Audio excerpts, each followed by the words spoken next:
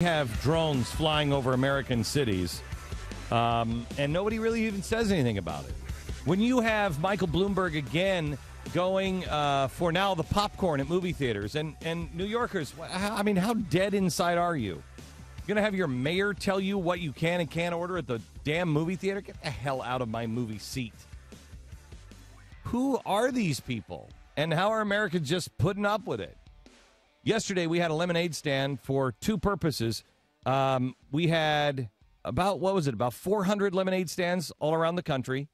Lemonade stands and bake sales. California, Massachusetts, we had a couple of kids came down from Massachusetts yesterday. They were with us in Texas.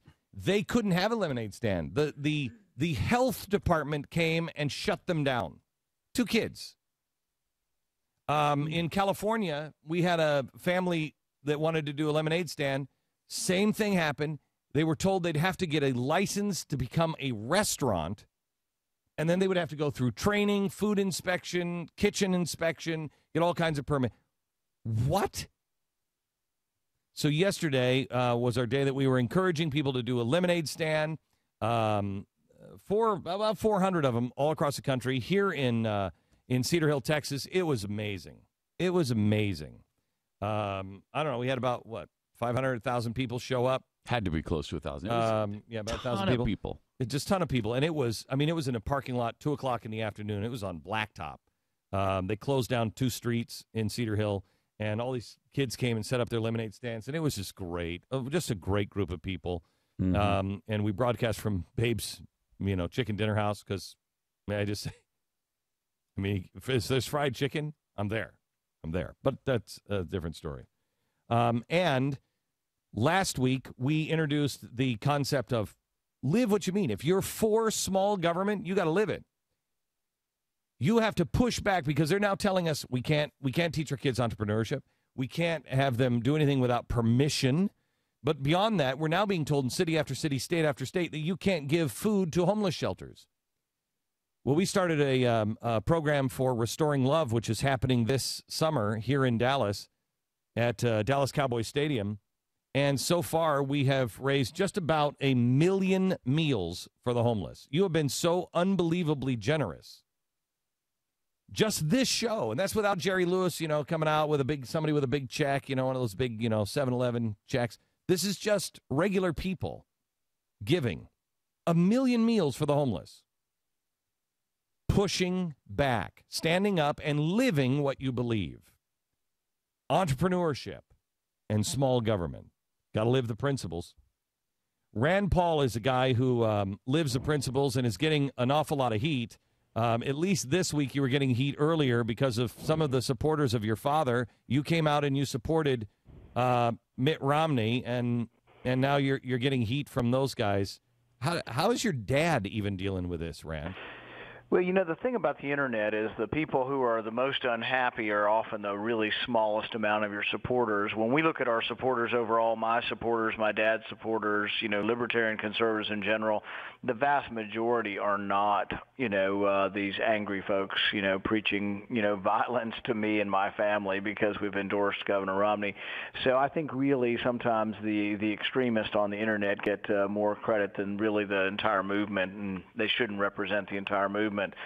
I try to look for commonalities, areas where we agree, and Governor Romney, I've had a meeting with him. We've talked extensively about Audit the Fed, which is very important not only to me but my father and to his supporters.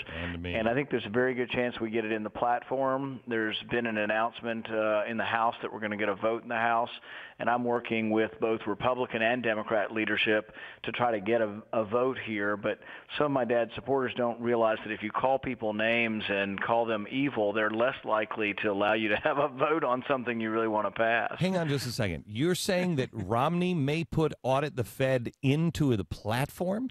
Well, the Ron Paul supporters are going to be about 200 or 300 delegates there are going to help him to do that. But he has already said publicly that he's for Audit the Fed. That he has said many times. As far as the specific bill, we would like him to endorse the specific bill, but that my father has introduced that will be voted on. But publicly, he's already stated that he is in support of auditing the Fed. Rand, and I want to talk to you a little bit about drones here in a second, but I know you're a big fan of Broke. I have to send you a new copy of Cowards because there's a chapter specifically that I would like you to read about libertarianism, and I'd like to have you on just to talk about it and see where you think I might be wrong or I might be missing the boat. The chapter is all about that libertarianism, the chair was taken away from the table by the big government progressives in the Republicans and the Democratic Party. And they are many of the people that are defining what a libertarian is, that you have to be this crazy, we never went to the moon and we should never have a government dollar for absolutely anything kind of people. And that's not what libertarianism is. Well, even Ronald Reagan said the very heart and soul of conservatism is libertarianism, and many of the people who were in the founding movement in this last century of the conservative limited government movement also embraced the term libertarian. So if libertarian just means believing in limited constitutional government, there's a lot of folks who are libertarians. All right, let me talk to you about drones, because I find this frightening, not only that the government is doing it, but that the American people don't seem to care. Well, I think it's incredibly important that we restate what was in, our founding fathers were very concerned about the idea of general warrants. Basically, the government could just say they could search anywhere, anytime without having probable cause or naming who they were going to search. That sort of, if anything, could possibly be general surveillance or general, searching of your privacy. It would be a drone. Because the ability to get information and to do it anywhere, anytime is just amazing. And it can be used for good, but it also can be used for harm. And so we need to make sure we have, the constitutional protections in place.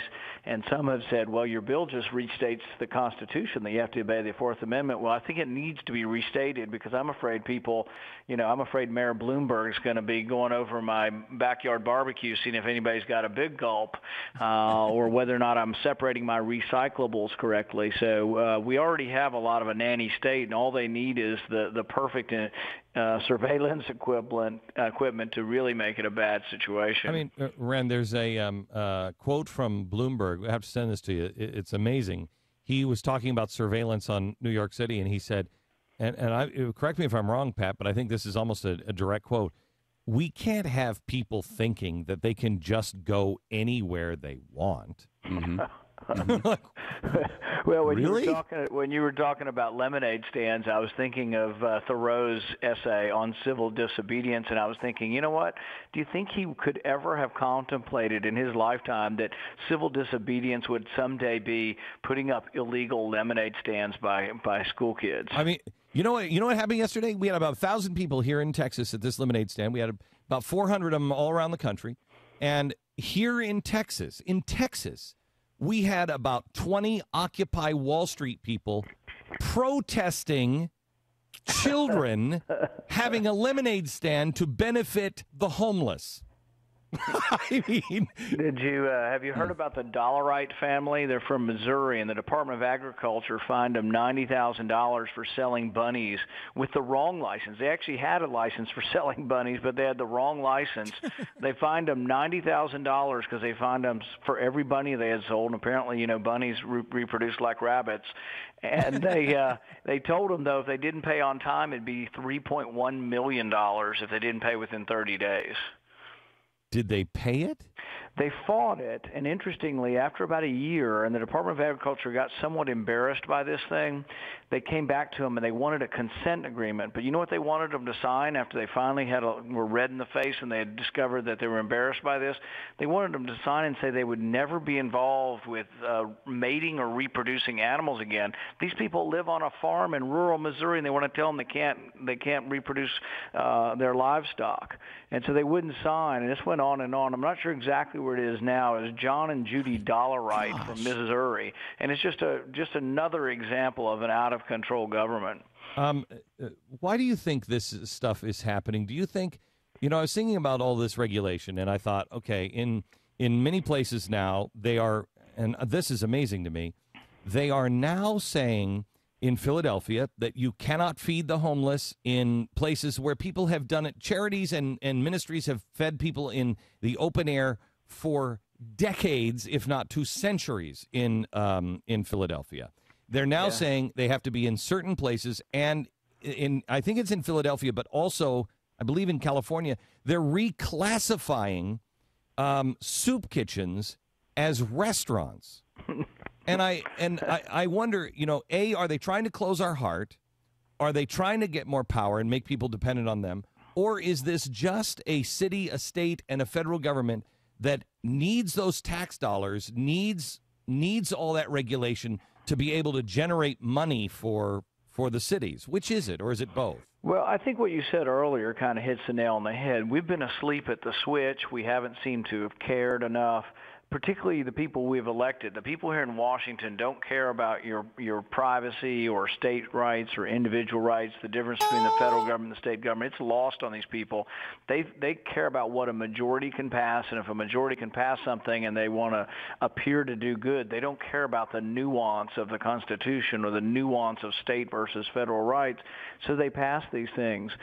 George Will has said it many times. We have abdicated. Congress has abdicated our power to these regulatory agencies, and literally the position of a U.S. senator or a U.S. congressman is diminished such that your average ordinary bureaucrat over in the EPA has more power than I do. So how do we get rid of the drones? Well, I think what we've done with the drones is we've said you have to have a warrant to use them. Now, I'm not against using them for national defense or for border security or for various other reasons. If you've got someone who robbed a liquor store and is fleeing down the street, a helicopter, a plane, or a police car is fine with me. But I don't want them crisscrossing neighborhoods and mapping out our every movement if there's no probable cause that we've committed a crime. Rand, I am glad to have you in the Senate. I am so glad that you are there. I think you're one of the strong voices.